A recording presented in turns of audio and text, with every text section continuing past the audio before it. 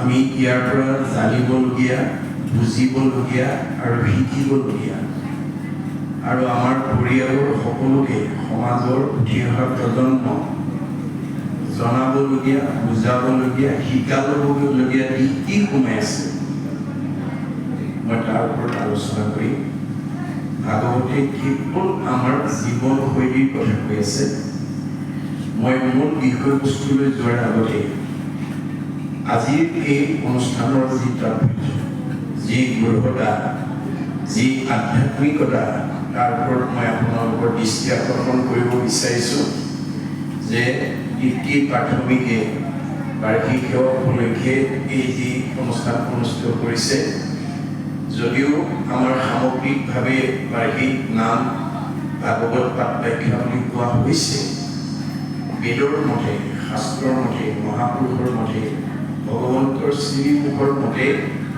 আজি তৃপ্তি প্ৰাথমিকৰ ভকতসকলে কলিযুগৰ এটা যজ্ঞ অনুষ্ঠিত কৰিছে এইটো কলিৰ যজ্ঞ মনত ৰাখিব কথাটো উদ্ধৱক যাবৰ সময়ত কৈছিল মূতচিত্ৰ দিয়া যিটো পৰৈ কৰ্ম ধৰ্ম তাৰ নাম যজ্ঞ সুখী কৈলো ইটো কৰ্ম মুঠ চিত অৰ্পণ কৰি যিবোৰ কৰ্ম কৰে সেইবোৰ হৈছে যজ্ঞ এইটো আজি কলিৰ যজ্ঞ আজি এই যজ্ঞ পূৰ্ণাংগ কৰিবৰ কাৰণে প্ৰাথমিকৰ ভকতসকলে আইসকলে বা যুৱক যুৱতীসকলে হয়তো এমাহ 15 দিনৰ পৰা একবদ্ধ হৈ কাম কৰি আছে ফলত কি হ'ব তেওঁলোকৰ জীৱন সাৰ্থক হ'ব ভগৱন্তই কৈছে মোৰ কামৰ কাৰণে যদি তুমি এটা খোজ আগবঢ়াব পাৰা তেতিয়াহ'লে এই প্ৰতিটো খোজৰ মূল্য হ'ব পদে পদে অশ্বমেধ ফলং প্ৰাপ্তি নিৰ্দিশ্য ভগৱানে কৈছে মোৰ কামৰ কাৰণে যদি এটা খোজ দিব পাৰা তাৰ প্ৰতিটো খোজৰ মূল্য এই জন্মত এটা এটা অশ্বমেধ যজ্ঞৰ সমান পুণ্য সঞ্চয় মোৰ কাম মানে তৃণমূল এটা আত্মা মানে মই পৰিয়াল মানে মই সমাজ মানে মই অনুষ্ঠান মানে মই প্ৰতিষ্ঠান মানে মই দল মানে মই সংগঠন মানে মই জড়জগত মানে মই জীৱ জগত মানে মই নিখিল জগত মানে অহমে বাস্যমে অগ্ৰে নপন্য সদসৎপৰম প্ৰচ্ছদ অহম যুগে তৈছ যোগ অৱশিষ্টতে শ্ৰীস্বয়ম ভগৱন্তই কৈছে আদিত মই মধ্যত মই শেষত ময়েই তোমালোকে বাহ্যিক জগতখনত দেখাবোৰ চব মিছা জগত মিথ্যা ব্ৰহ্ম সত্য জগতখন মিছা ব্ৰহ্মহে সঁচা ব্ৰহ্ম কি জীৱ ব্ৰহ্ম কেৱলম আপোনালোকে প্ৰত্যেকে ৰাতিপুৱা শুই উঠাৰ পৰা গধূলা হোৱালৈকে জন্মৰ পৰা মৃত্যুলৈকে তৃণমূল এটা আত্মাক পাৰে পৰিয়ালক পাৰে সমাজক পাৰে অনুষ্ঠান প্ৰতিষ্ঠান লগৰ উপকাৰ কামত এই শৰীৰটো প্ৰয়োগ কৰিব আজি এই যজ্ঞটো সৰ্বাংগ সুন্দৰ কৰিবৰ কাৰণে আজি আমন্ত্ৰণ কৰি অনা এই যিসকল ভকত বৈষ্ণৱ এইসকল ভগৱন্ত স্বৰূপ ভকত বুলি কৈছে দেই যাদৱ মাধৱ কল্পনা মাধৱী আহিছে বুলি ভাবিলে ভুল হ'ব আজিৰ এই অনুষ্ঠানলৈ শুনাইছে হৰিৰ মূৰ্তিক হৰি ভক্ত কৰি কিবা তেওঁ হৰি মূৰ্তি স্বৰূপ ভকত আহিছে এই ভকতসকলক নিখুঁতভাৱে সেৱা শুশ্ৰূষা কৰিবৰ কাৰণে আজিৰ অনুষ্ঠানটো সৰ্বাংগ সুন্দৰ কৰিবৰ কাৰণে যিসকল যুৱক যুৱতী আই বাপে অকণমান কষ্ট কৰিছে কোনোবাই খাৰলি পাচলি কুটি দিছে কোনোবাই কলকহীয়া কাটি দিছে কোনোবাই প্ৰসাদ লৈছে কোনোবাই চাহ কাপ বনাই মুখৰ আগত ভকতৰ দিছে কোনোবাই তামোলৰ কথাটো আনি দিছে কোনোবাই মাটি নি বহাইছে ইত্যাদি ইত্যাদি এই প্ৰত্যেকটো কামতে আজি আমাৰ পুণ্য অৰ্জন কৰাৰ এটা সৌভাগ্য আজি এই প্ৰাথমিকৰ সমূহ ৰাইজে আজিৰ দিনটোত অক্ষয় পুণ্য অৰ্জন কৰিব যিমানে কৃষ্ণ দিয়ে সেহিকে অক্ষয় ইহাকৰ নিবাকৰ একো চলে নকৰে আমি সমাজ পাতি থাকি বছৰত এদিন হ'লেও এনেকৈ অক্ষয় পুণ্য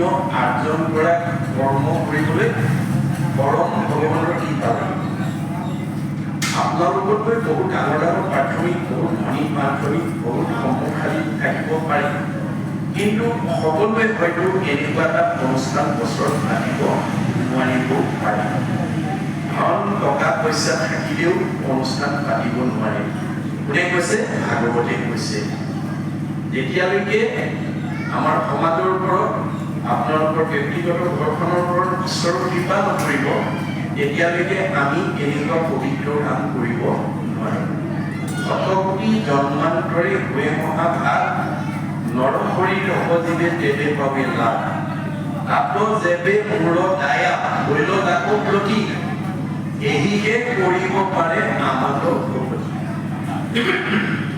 আজি দীপ্তি প্ৰাথমিকে ইমান ভগৱন্ত স্বৰূপ ভক্তসকলক আমন্ত্ৰণ কৰি আনি সেৱা শুশ্ৰূষা কৰি অক্ষয় পুণ্য অৰ্জন কৰিবলৈ ভগৱন্তৰ কৃপা লাগিব আৰু ভাবিব লাগিব নে ভগৱন্ত আমাৰ প্ৰত্যেকৰ হৃদয়তে সমস্ত দৰে মই আছো হৃদয় কি কাৰণে আছো যা দৃষ্টি ভাৱনা দৈশ্য সিদ্ধি ভগৱতী তাৰ দৃষ্টি যোনে যেনেকৈ ভাবে আমাৰ প্ৰত্যেক গৃহস্থী ঘৰে বছৰত এবাৰ হ'লেও এনেকুৱা অনুষ্ঠান এটা পাতিম বুলি ভাবিব লাগিব ল'ৰা ছোৱালী জন্মদিনৰ উপলক্ষে হওক বিবাহ মহোৎসৱৰ উপলক্ষে হওক বাৰ্ষিক সেৱাৰ উপলক্ষে হওক গুৰু প্ৰতিষ্ঠা বা গৃহ প্ৰতিষ্ঠা উপলক্ষে হওক বছৰত এবাৰ আমি এনেকৈ ভকত সেৱা অনুষ্ঠান পাতিম এই বুলি ভাবিব লাগিব নাভাবিলে বহুত ধন টকা পইচা থাকিলেও এনেকুৱা অনুষ্ঠান পাতি জন্ম জন্মান্তৰ কাৰণে অক্ষয় পুণ্য অৰ্জন কৰা পৰিৱেশ সৃষ্টি কৰিব নোৱাৰিবও পাৰে সেইকাৰণে কৈছে ভাবেন লগতে সৰ্ব ভাবিব পাৰিলে তুমি চব মূল্য আদায় কৰিব পাৰিবা ভগৱন্তই কৈছে তোমাৰ হৃদয়তে আছে তুমি ভাবিব লাগিব ভাবেন দেৱদৰ্শন ভাবিব পাৰিলে সেই দেৱতা দৰ্শন কৰিব পাৰিবা ভাবেন লগতে পৰম জ্ঞান ভাবিব পাৰিলে পৰম জ্ঞানৰ অধিকাৰী হ'ব পাৰিব কৃষ্ণ ভাৱ অৱলম্বন আমি এটা ভাল কাম কৰিম বুলি ভাবিব লাগিব নাভাবিলে বহুত ধন টকা পইচা থাকিব নোৱাৰে আমি এনেধৰণে ভাগৱত অনুষ্ঠান কিয় পাতিব লাগে কিয় শুনিব লাগে কিয় পঢ়িব লাগে এই কথা ভাগৱততে উল্লেখ আছে। আকৌ শুনি বন্ধ্যা নাৰী পুত্ৰ হুৱে গুণৱন্ত, দুৰ্জনো সজন হুৱে দুখী ধনৱন্ত। ভাগৱত শুনিলে সতী সন্তান নোহোৱা মহিলাই সুযোগ্য সন্তান পোৱাৰ যোগ্যতা লাভ কৰিব পাৰে। দুষ্ট মানুহ সন্ত হৈ যায়, দুখীয়া মানুহ ধনী হৈ যায়। এইকাৰণে শংকৰদেৱে জীৱশ্ৰেষ্ঠ মানুহক আহ্বান জনাই থৈ গৈছে কি বুলি, কিন্তু আগে প্ৰথমত মহাশাস্ত্ৰ ভাগৱত শুনিব মহা যত্ন কৰি। বিশেষণ লগাইছে দেই, ভাগৱত শুনিবলৈ মহা যত্ন কৰি আহিব লাগে। বোলে লাভ কি হ'ব, বিষয়ৰ দুখ যত সকলে কৰিব অৰ্থ হৰি ভকতৰ সংগ কৰি। আজিৰ দৰে ভকতৰ সংগত যদি ভাগৱত শুনিব পাৰে, আপোনালোকৰ ব্যক্তিগত জীৱন, পাৰিবাৰিক জীৱন, দাম্পত্য জীৱন, যুগ্ম জীৱন, সাংসাৰিক জীৱন, সামাজিক জীৱনৰ যিবিলাক দুখ বেদনাই মনত আঘাত দিয়ে, এই সকলোবিলাকৰ পৰা আমি মুক্ত হ'ব পাৰিম। আজি যি ভাগৱত আমি নামঘৰত বহি ডিগ্ৰী প্ৰাথমিকৰ নামঘৰত বহি শুনিছো, ই পূৰ্বতে ক'ত আছিল বুলি কৈছে, স্বাদত অমৃতময় পৰম আনন্দ ৰস পূৰ্বতে আছিলা বৈকুণ্ঠত।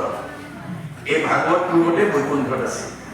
কৃষ্ণৰ কৃপাত পাছে অৰ্ধেক বয়স গৈলে পাইলা ব্ৰহ্মা পদ্ম কলপত।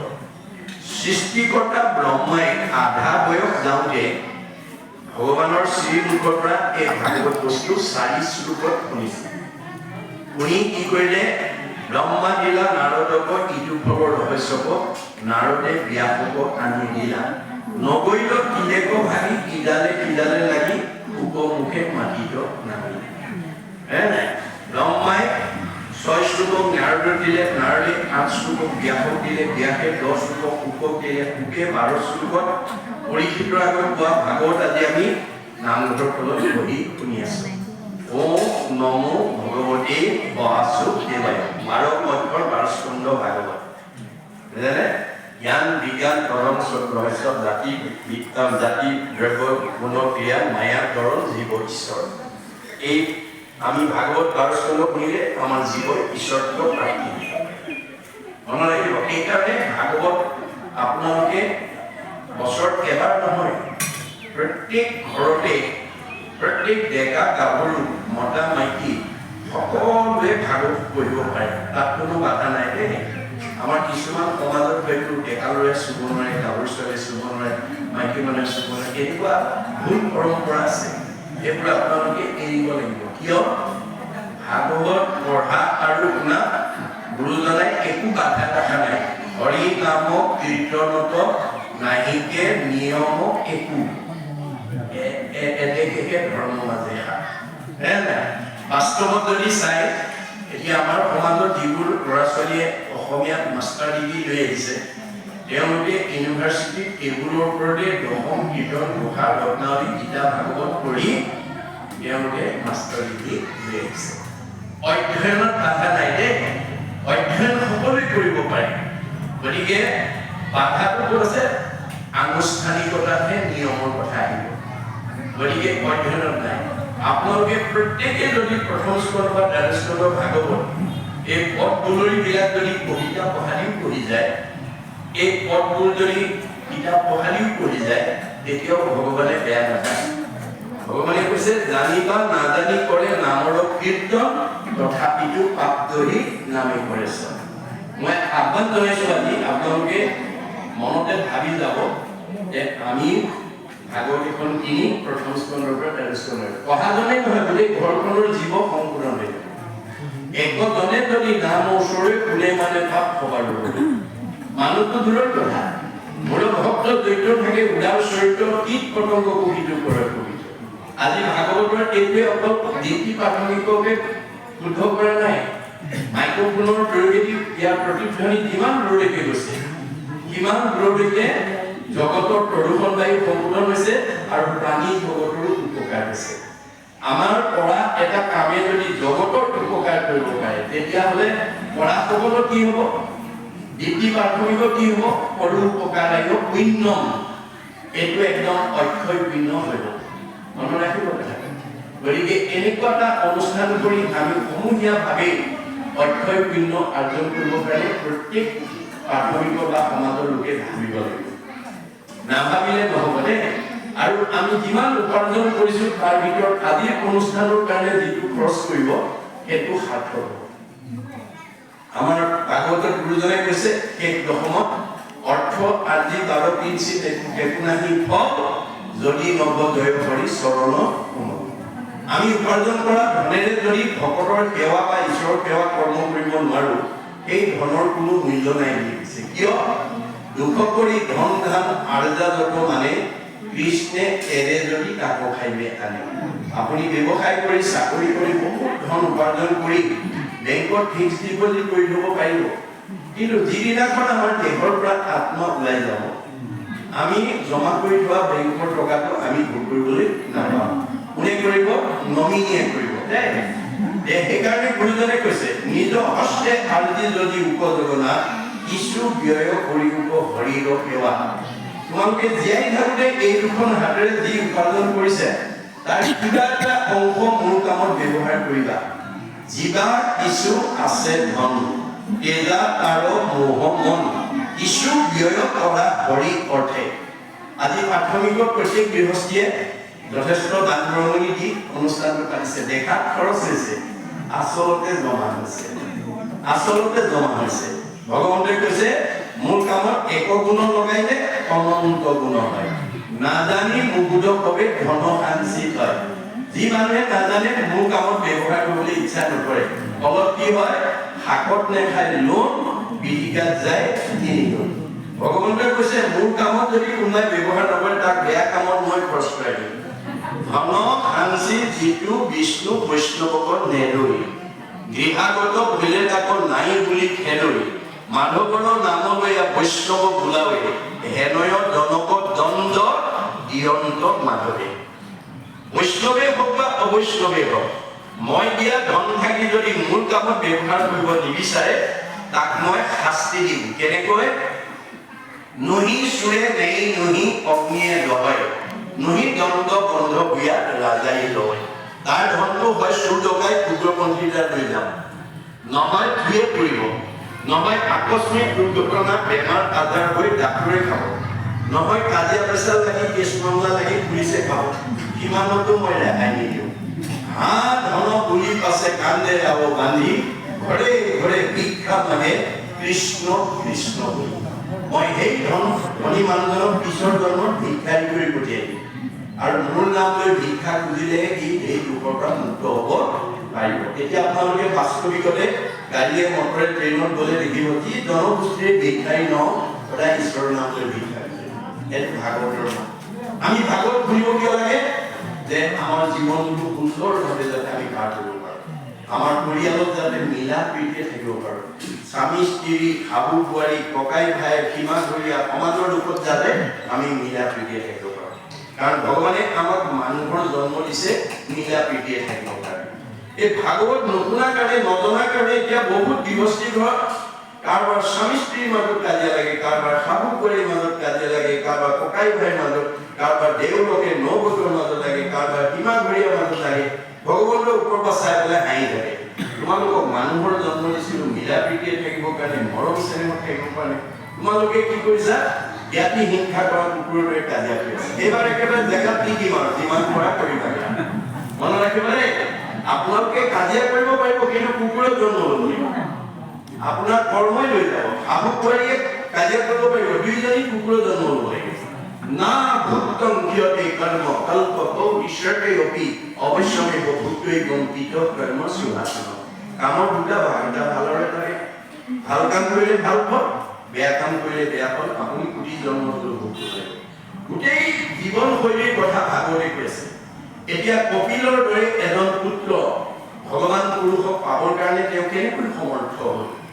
আপোনালোকে জানে সৃষ্টিকৰ্তা ব্ৰহ্মাই যেতিয়া তিনি তৰিকৰ জীৱ সৃষ্টি কৰিছিল তেওঁ অকলে কৰি কৰি ভাগৰি কৰিছিল। তেতিয়া তেওঁ গোটেইসকলে মনত কৰিলে মোৰতো পুত্ৰসকল আছে, তেওঁলোকেতো মোক অন্তত এই সৃষ্টি কাৰ্যত সহায় কৰি দিব পাৰে। এতিয়া প্ৰথমতে 4 শিষ্যক মাতি সনাতন সদানন্দক মাতি আনিলে তেওঁ আহিলে আহি দেউতাকক সেৱা কৰে পিতাদেউ আমাক কিয় মাতিছে তোমালোক আহিলা হয় তোমালোকক মই মাতিছিলো মোৰ সৃষ্টি কাৰ্যত তোমালোকে অকণমান সহায় কৰিব তাৰ বাবে দেউতা কি কৰিব লাগিব তোমালোকে প্ৰত্যেকে একোজনীকৈ কন্যা বিয়া কৰাব লাগিব এতিয়া চাৰিশিলৈ সেৱা জনাই ক'লে পিতাদেউ আমি পৃথিৱীত ব্ৰহ্মজ্ঞান প্ৰৱৰ্তন কৰি যিটো আনন্দ পাইছোঁ আমাক আকৌ তুমি ঈগৰ মাজলৈ ঠেলি নিদিবা আমাক ইয়াৰ পৰা ৰেহাই দিব লাগিব এতিয়া ব্ৰহ্মাই ক'লে ঠিক আছে তেনেহ'লে তোমালোক যোৱা 2 নম্বৰ নাৰদক মাতি আনি নাৰদো আহি নাৰদে ক'লে পিতাদেউ কিয় মাতিছে তুমি আহিলা যদি মোক এটা কাম সহায় কৰি দিব লাগে কওকচোন পিতাদেউ কিহত সহায় কৰিব লাগে তুমি সৃষ্টি কাৰ্যত মোক সহায় কৰিব লাগে তাৰ কাৰণে মই কি কৰিব লাগিব তুমি এগৰাকী কন্যা বিয়া কৰাব এতিয়া নাৰদেও দীঘল দি সেৱা কৰি ক'লে প্ৰভু পিতাদেউ মই বিনত নাৰায়ণৰ নাম লৈ জগতত ঘূৰি যিটো আনন্দ পাইছোঁ মোক আৰু তুমি বিষৰ মাজলৈ ঠেলি নিদিবা মোক ইয়াৰ পৰা ৰেহাই দিয়া তেতিয়া ব্ৰহ্মাই ক'লে তেনেহ'লে তুমি যোৱা 3 নম্বৰত কদৰ্মক মাতি আনি কদৰ্ম আহি কদৰ্মই সেৱা জনাই ক'লে পিতাদেউ কেলে মাতিছে চাৰি সিদ্ধই মোৰ কথা নাৰাখিলে নাৰদেও নাৰাখিলে তুমি কি কোৱা কওকচোন পিতাদেউ কি কৰিব লাগিব তুমি মোক সৃষ্টি কাৰ্যত সহায় কৰিব লাগিব তাৰ কাৰণে মই কি কৰিব লাগিব তুমি এগৰাকী কন্যা বিয়া কৰাব লাগিব জীৱা আজ্ঞা এইবুলি পিতাকৰ চৰণত সেৱা জনাই দেউতাকৰ মনৰ বাঞ্ছা পূৰণ কৰিবৰ কাৰণে এগৰাকী কন্যা পাবৰ কাৰণে তেওঁ সৰস্বতী নদীৰ তীৰত গৈ 10,000 বছৰ উপাসনা কৰিছে 10,000 বছৰ দেৱবৰ্ষে দেই ভগৱান সন্তুষ্ট হ'ল আহি পেলাই ক'লে বৎস তুমি ইমান সুদীৰ্ঘ সময় কিয় উপাসনা কৰিছা প্ৰভু তুমি যদি মোৰ প্ৰতি সদয় হৈছা মোৰ পিতাদেৱে মোক সৃষ্টি কাৰ্যত সহায় কৰিবৰ কাৰণে এগৰাকী কন্যা বিয়া কৰাবৰ কাৰণে আহ্বান জনাইছে মই এগৰাকী কন্যা পোৱাৰ আশাৰে তোমাৰ চৰণত মই সেৱা এতিয়া প্ৰভুৱে আহি ক'লে সাধাৰণ ছোৱালী এজনী পাবৰ কাৰণে তুমি ইমান দিন উপাসনা কৰিব লাগেনে তেতিয়া তেওঁ ক'লে প্ৰভু মোক যিকোনো কন্যা দিলে নহ'ব মোক এনেকুৱা এগৰাকী কন্যা দিব লাগিব যিগৰাকী মোৰ মনৰ অনুকূলগামী হ'ব ভক্তৰ কথা বুজি ভগৱন্তই ক'লে তথাস্তু অহা পৰহিলৈ তোমাৰ বাঞ্ছিত কন্যাগৰাকী পাবা এইবুলি আশীৰ্বাদ দি ভগৱন্ত গুচি গ'ল কদৰ্মই গৈ আশ্ৰমত বহি তৃতীয় দিনাখন আঙুলি মূৰত গণি আছে তৃতীয় দিন হোৱাৰ লগে লগে স্বয়ম্ভূমৰ শতৰূপা ভাৰ যায় তেওঁলোকৰ কন্যা দেৱভূতিক আনি কদৰ্ম ঋষিক চমজাই দিলে এয়া তোমাৰ ভাৰ্যা গ্ৰহণ কৰা পিতাকৰ বাক্য আৰু ভগৱানৰ বাক্য মনত ৰাখি গ্ৰহণ কৰিলে